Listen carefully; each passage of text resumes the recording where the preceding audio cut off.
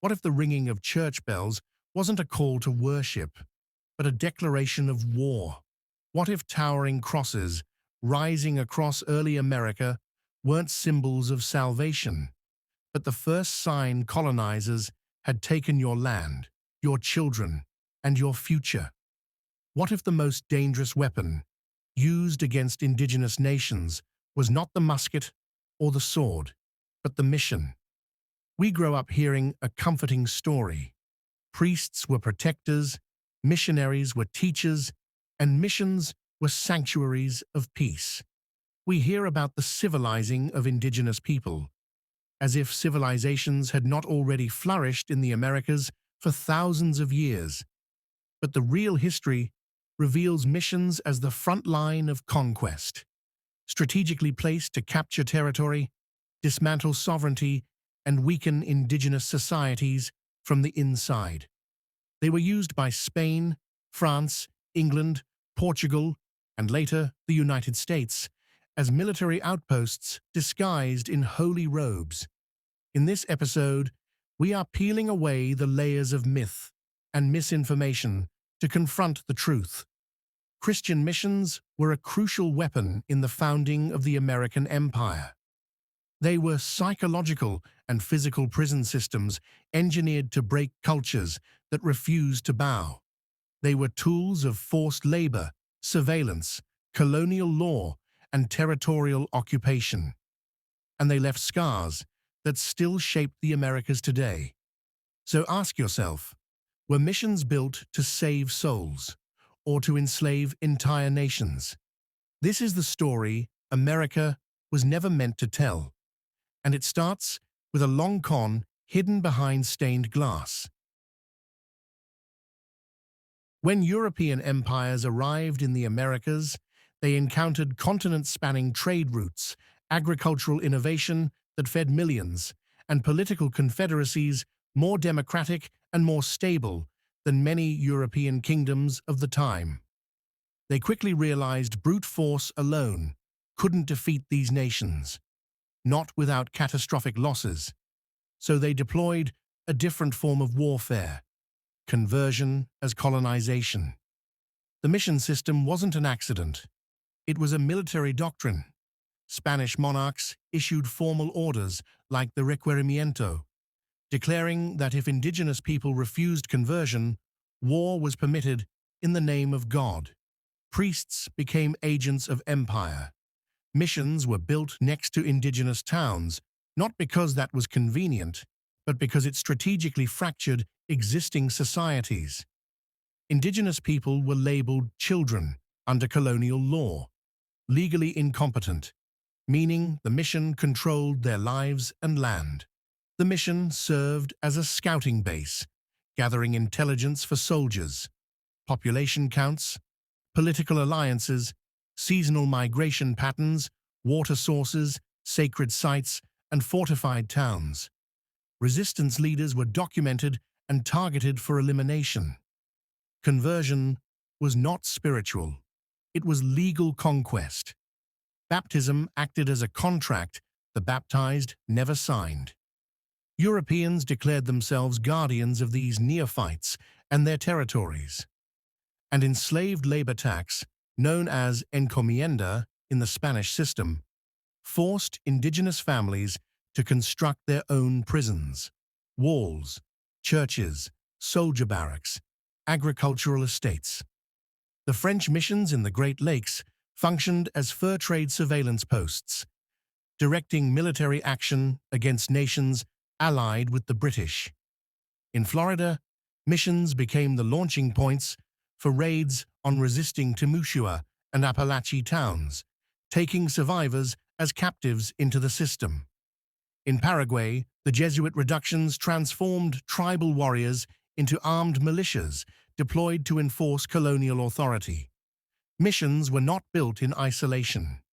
They were part of a calculated network expanding empire mile by mile. Every mission planted was a national boundary rewritten. Every soul converted was a territory captured. Every prayer said was a report sent to the crown. Across California, The mission chain, founded by Junipero Serra, is romanticized as a gentle collaboration. School children build dioramas of white-walled chapels and smiling native workers. But inside those walls, indigenous people lived and died under a regime designed to crush identity. Soldiers kidnapped children during seasonal gatherings, baptizing them to legally force families into mission control. Escape attempts were treated as criminal rebellion. Corporal punishment was constant. Floggings, stocks, iron shackles. Women, especially young girls, were locked each night in overcrowded manjerias to isolate them from traditional marriage roles and ensure full control over reproduction. Mission priests imposed clothing, hairstyles, and gender roles that erased tribal structures and matriarchal leadership. Labor was relentless. Thousands of indigenous captives built mission buildings, tended livestock, harvested crops, and constructed the entire colonial infrastructure of Spanish California, all without pay. Mission diets weakened immune systems. Diseases like smallpox and measles tore through the forced living compounds. Survivors described barracks as death chambers. Between 1769 and 1834, nearly 150,000 indigenous Californians died in the mission system, out of approximately 300,000 pre-colonial population. Serra was rewarded with sainthood. The people he held captive were erased from the story, and this wasn't unique, just one region of a continental system. Missions in Baja California saw the complete annihilation of some tribes, such as the Perique. In Florida, the Apalachee population dropped from tens of thousands to a few hundred. When people resisted, soldiers attacked. Warriors defending their nations were labeled apostates, punished not only for rebellion, but for heresy. The mission system didn't spread faith, it spread domination, leaving behind graves instead of congregations. In the Southwest, the Mission Presidio system reveals its military core openly. Missions were paired with forts, one to convert, the other to kill. The placement of each installation followed indigenous migration routes, water sources, and agricultural centers, a blueprint for seizing the heart of indigenous sovereignty. The Spanish targeted tribes like the Apache and Comanche, who resisted with fierce mobility. Missions attempted to immobilize these nomadic nations, tethering people to land controlled by priests and guarded by soldiers. When missions failed, warfare followed. The Pueblo Revolt of 1680 demonstrated that indigenous nations understood the threat. By uniting multiple communities, they drove colonizers out of New Mexico for over 12 years. But when Spain returned, they adapted, hiding their conquest inside the cross. Missions became the early form of Indian reservations, spaces where populations could be controlled, disarmed, monitored, and extracted for labor. Soldiers demanded warriors converted at missions help attack unconverted relatives, turning families into weapons against themselves. Priests wrote reports praising loyal Christian Indians who fought for Spain. Some were rewarded with scraps of land, temporary privileges to reinforce cooperation. Missions trained indigenous youth in European warfare, horsemanship, and guns, knowledge later used to enforce colonial order. This strategy was used in Texas, Arizona, New Mexico, Sonora, and Chihuahua. Meanwhile, in the southeastern U.S., English and later U.S. authorities copied the system. The Society for the Propagation of the Gospel insisted that Christianized Cherokee abandon communal land and adopt European property laws, a trap that ultimately justified land theft when they were later removed. Whether Spanish Catholic or English Protestant, one principle stayed the same. If indigenous people refused conversion, the missions called in the military.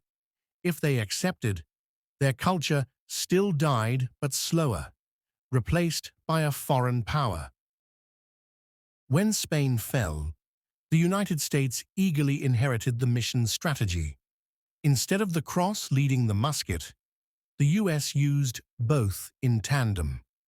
The Civilization Fund Act of 1819 paid religious organizations to operate schools in indigenous nations, the first federal sponsorship of cultural warfare.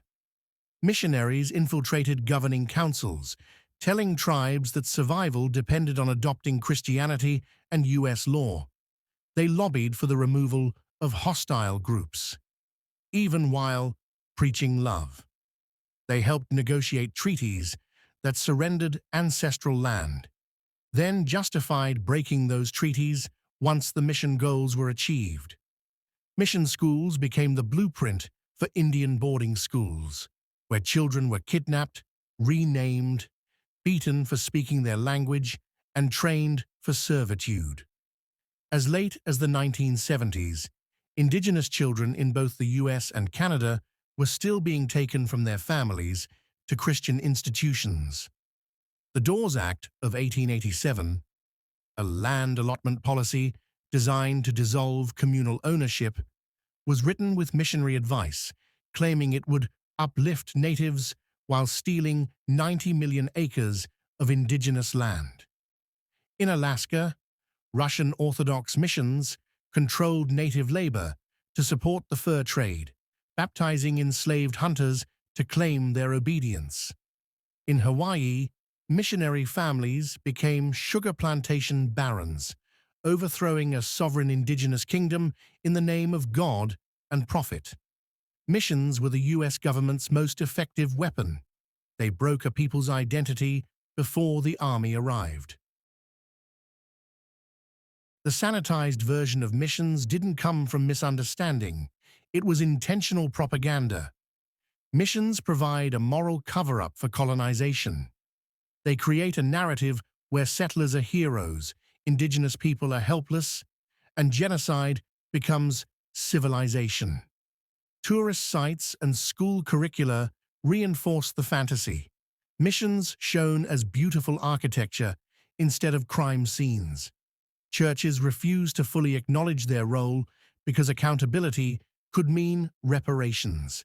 Textbooks rarely mention that indigenous populations declined by up to 95% in regions dominated by missions, not just from disease, but from malnutrition, forced labor, and state violence. Indigenous sovereignty movements today are still resisted, with arguments rooted in missionary rhetoric that colonization tamed the land and improved society. The mission myth helps maintain power structures established through genocide. But the truth is resurfacing. Archaeology is uncovering unmarked graves. Tribal nations are reviving banned ceremonies and reopening languages once illegal. Survivors and descendants are naming the trauma, breaking silence once violently enforced. Rejecting the mission myth means recognizing indigenous nations not as conquered relics, but as living sovereign peoples, still resisting, rebuilding, and reclaiming what was theirs. Now that we've seen what missions truly were, military outposts disguised as churches, engines of land theft, erasers of identity, and partners in genocide, we must decide what to do with this knowledge. When we walk past a mission today, when we see it on postcards or as a logo for a school, do we accept the myth? Or do we honor the people who suffered inside?